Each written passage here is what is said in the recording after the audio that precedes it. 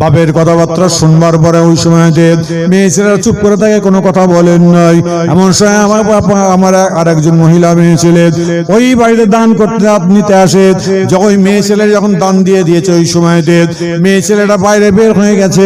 এমন সময় আল্লাহ পাকের দরবারে হাত তুলে বলছে, আল্লাহ গো, মেয়েটার হায়াতকে দারাজ করো, কিসমতকে বড় করো, আল্লাহ নসিবকে বড় করো, রুজি রোজগার বরকত দান করো, আল্লাহ বড় জায়গায় দান আপনার বিয়ে শাদী দিও, আল্লাহ যে কোনো জীবনে কোনোদিন যেন সে যেন অশান্তিতে কষ্টতে না যেন কাটাতে পারে। আল্লাহ তোমার দরবারে হাত তুলেছি বলে আল্লাহ পাকের দরবারে হাত তুলে দোয়া চাইছে মেয়েটা। ওই আপনার মেয়েটার বাবার আসছে বলে, শুনে রেখে দাও, তুমি কোথা থেকে কি পেয়েছো বলো। বলে, বাবা আমি তো চিনি না, এই বাড়ি থেকে একটা মেয়ে ছেলে দান করেছেন, আমার অন্তরটা ভরে গেছে, আমার হৃদয়টা ভরে গেছে বলে আমি তার জন্য দোয়া করছি।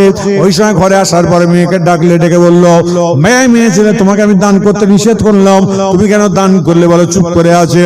সঙ্গে সঙ্গে মেয়েটাকে বলছে, মা মেয়ে তুমি ডাল নিয়ে আসো, তোমার হাত কাটবো। যখন দান যখন করে এত করে দেয় মেয়েটা, যখন মেয়েটা ঘর থেকে যখন বেরিয়ে যায় বলে, আল্লাহ ওই মেয়েটার হায়াত দারাজ করুক, কিসমত বড় করুক, নসিব বড় করুক, আল্লাহ ওকে ভালো জায়গায় আল্লাহ তো বিয়ে শাদী হোক বলে দোয়া করে। বাপ শুনতে পায়, বলে, মা শোন, কি ওই ফকির মেয়েটা? বলে, মা শোন। বলে, কি? কে দান করলো? ফকির তো মেয়েটা, তো ওই মেয়েটা জানে না এর মেয়ে। বলছে, ওই বাড়ির একটা মেয়ে এত দান করছে, বাবা জান ভরে গেছে।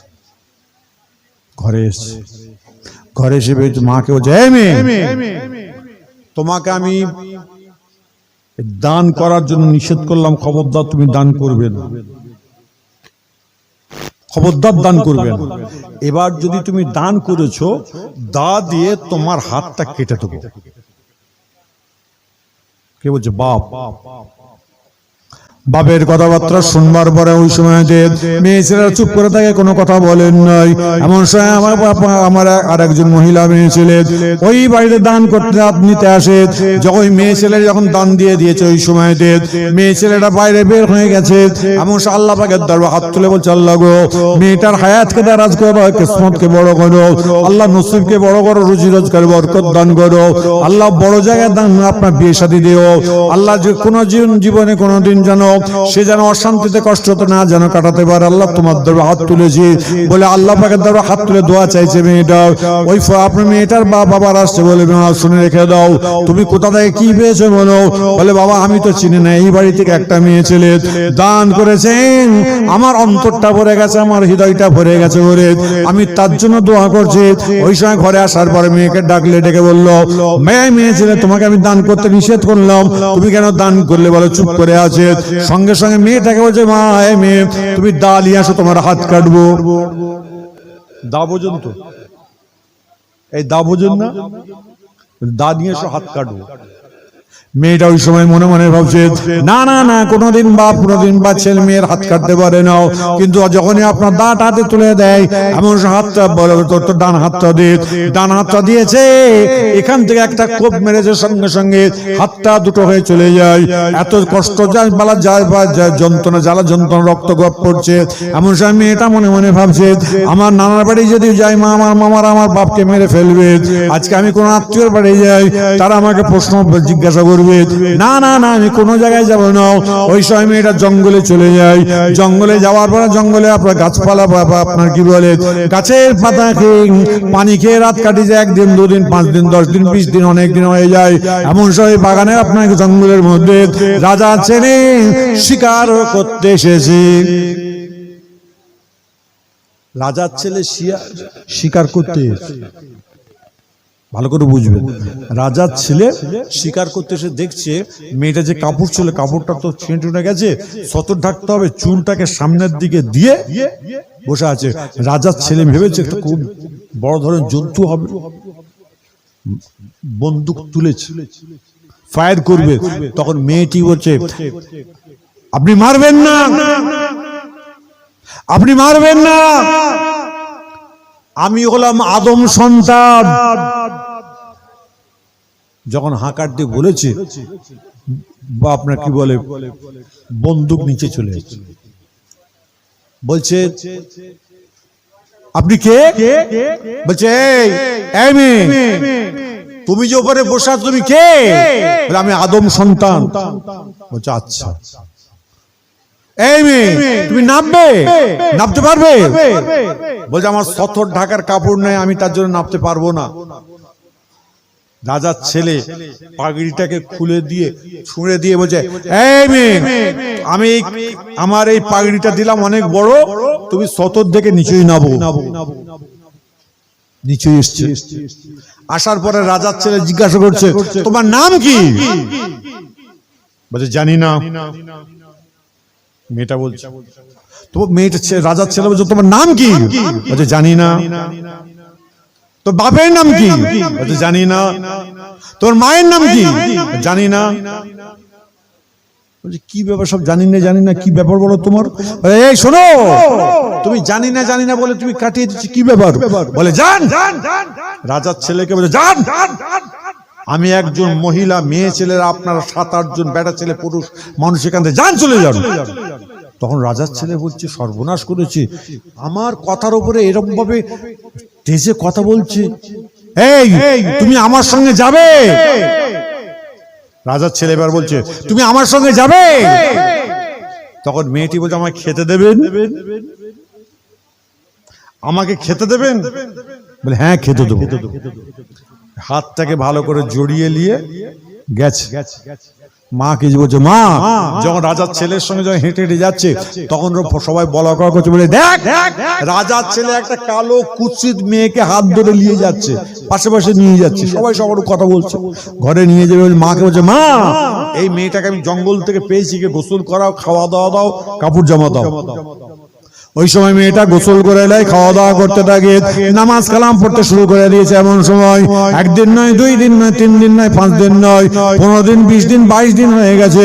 30টা দিন হয়ে যাওয়ার পরে ওই মেয়েটার চেহারা থেকে, আপনার চেহারা থেকে নূর আর নূর জ্যোতিটা বার হয়ে যাচ্ছে। সঙ্গে সঙ্গে ওই সময় রাজার ছেলে চিৎকার করে বললেন, মাকে বলল, মা শুনে রেখে দাও, আমি এই মেয়েটাকে বিয়ে করব। রানী, রাজার ছেলে বলছে আমি এই মেয়েটাকে বিয়ে করবো আম্মা জান।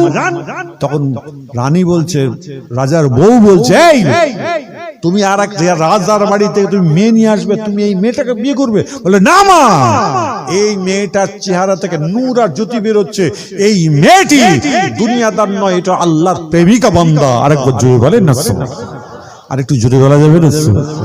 বিয়ে হয়ে গেল। বিয়ে হয়ে গেল।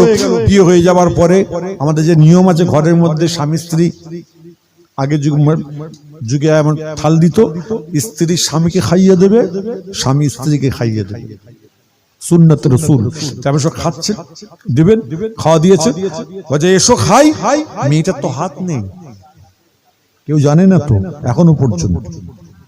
ওই সময় মেয়েটা আল্লাহ পাকের দরবারে কাঁদছে, মেয়েটা বসে বসে কাঁদছে। ওই সময় রাজা ছেড়ে বললেন, এই মেয়ে, আমার স্ত্রী, তুমি বিসমিল্লাহ বলে হাতটা বার করো, তুমি খাইয়ে দাও, আমি তোমাকে খাইয়ে দিই।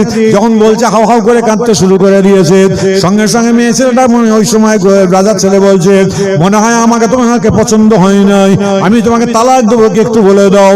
মেয়েটা হুমা হুমা করে কাঁদছে, কেঁদে কেঁদে জারে জার হয়ে যাচ্ছে।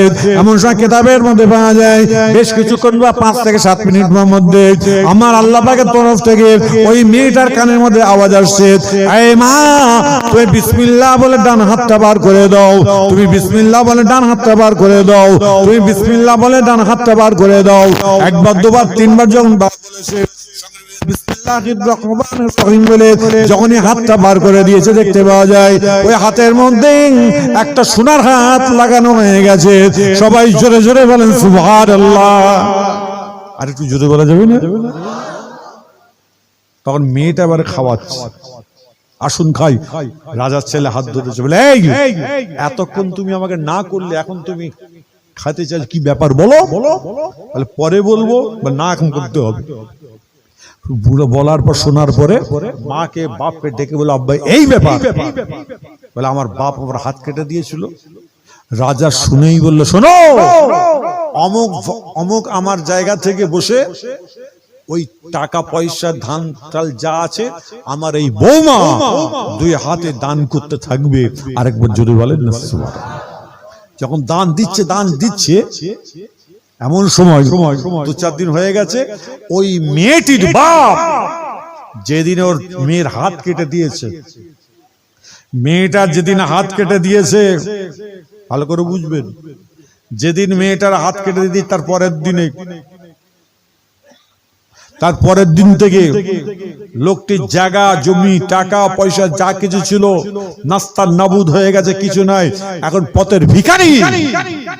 সে শুনতে পেয়েছে রাজার ঘরে এক রানী এসছে, সে দান করছে, এসেছে। আসার পরে ওই লোক চিনতে পেরেছে, রাজার লোকজনকে বলছে, রানীর শোনো, এই মানুষটাকে ঘরে বসাও। ঘরে গেছে, বসে আছে, থরথর করে কাঁপছে। বলছে, রাজা সাহেব, ফকির সাহেব বলেন। উঠে দাঁড়িয়েছে, কাঁপছে থরথর করে। হাতটা পাতেন, হাতটা পেতেছেন, ওই হাত দিয়ে দান করেছে। ফকির সাহেব, আমাকে চিনতে পারছেন? বলছে, না মা, তুমি কোন রাজার বাড়ির মেয়ে, আমি তোমাকে কি করে চিনি বলো তো? তখন বলছে, মা, ফকির সাহেব, আমার হাতটা চিনতে পারছেন কি দেখেন তো? বলে, বাবা, মা, তোমার হাত, তোমার শরীর, তোমার চেহারা আমি কি করে জানবো? এ তো তুমি কোন বাইরে থেকে এসছো, রাজার বাড়ির মেয়ে, আমি তোমাকে বলতে পারি? বলে, ফকির সাহেব, আপনার এই অবস্থা কেন? বলে, আমার মেয়ে একদিন ভিক্ষা দিয়েছিল, আমি তাকে দাদি হাত কেটে দিয়েছিলাম, তারপরের দিন থেকে আমার আর মিসমার হয়ে গেছে, আমার দুনিয়া তার কিছুই নাই, এরই জন্য আমি ভিক্ষা করতে বেরিয়েছি। তখন বলছে, ফকির সাহেব, সেটা অন্য কেউ নয়, আপনারই মেয়ে আমি। সঙ্গে সঙ্গে বাপ আর বেটি জড়িয়ে ধরে হাউ হাউ করে আল্লাহর দরবারে কাঁদছেন। আরেকবার জোরে বলেন না বাপ। আমরা দান চাই বলে অনেকে বলে, হ্যাঁ বাবু, বারবার করে চান, যতটা পারবেন তাড়াতাড়ি দিয়ে দেবেন, আল্লাহকে রাজি করুন, তাহলে আর কোনো কাউকে রাজি করার দরকার নেই। আল্লাহর ঘরে দিচ্ছেন, নবীর ঘরে দিচ্ছেন, আল্লাহর নবীর নামে সর্বসানি করছেন, সবগুলোতে আল্লাহ পাক কবুল করে নেবেন। আরেকবার জোরে বলেন না সুবহানাল্লাহ। আরেকটু আওয়াজ দিয়ে জোরে বলা যাবে না? রমজান মোল্লা 2000, জোরে বলেন মারহাবা। কি নাম? আইম মোল্লা 5000 টাকা মসজিদের, জোরে বলা যাবে মারহাবা। আরেকটু আনন্দের সঙ্গে জোরে বলা যাবে মারহাবা। আল্লাহর ভাইজানদের নিয়তকে কবুল করো, কিসমতকে আলাদাই বড় করে দাও, নসিবকে বড় করে দাও, রুজি রোজগারে বরকত দান করে দাও, কিসমতকে বড় করে দাও, দিদারে কাবা শরীফ, দিদারে মদিনা শরীফকে আলাদাই নসিব করে দাও। সবাই জোরে জোরে বলেন আল্লাহু আমিন। নারে দেখো, আর কেউ আছেন? 5000 টাকা ভাইজান লিখিয়েছেন আল্লাহর ঘরের জন্য। আর কেউ আছেন বাবা? অনেক রাত হয়ে গেছে, আর দেরি করবো না বাবা। কি কত টাকা দিয়েছে? অনেক টাকা দিয়েছে। কইগুলো? এইগুলো মাশাআল্লাহ। কই দেখি,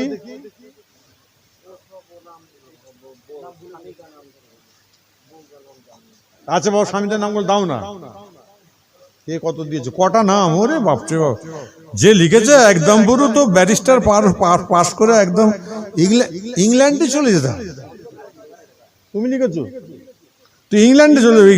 যতই অন্ধকারে লেখো, কি হয়েছে, এটা কি পড়া যাবে কিছু?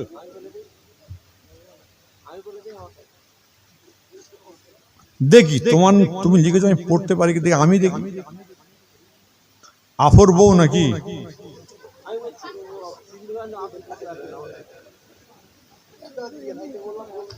কাদেরের বউ?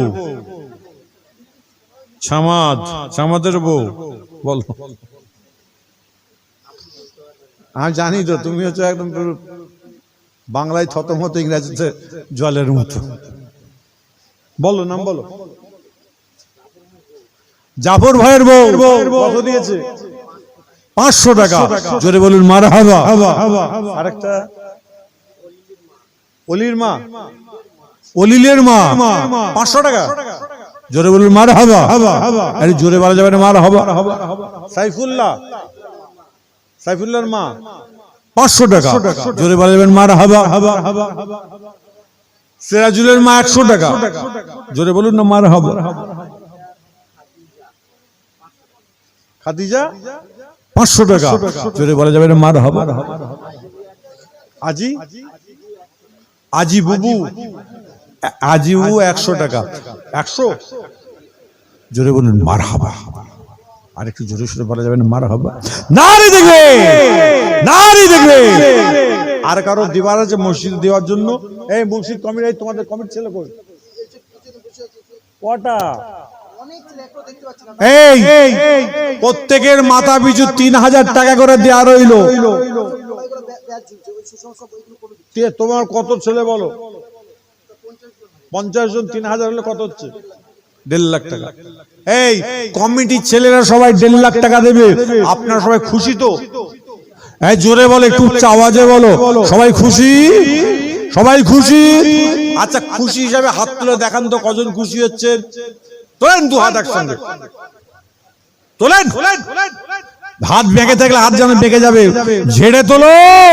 নারী দেখবে, নারী দেখবে। এই জলসা কমিটির ভাইগণ, কমিটি সাহেবগণ, নারী দেখবে।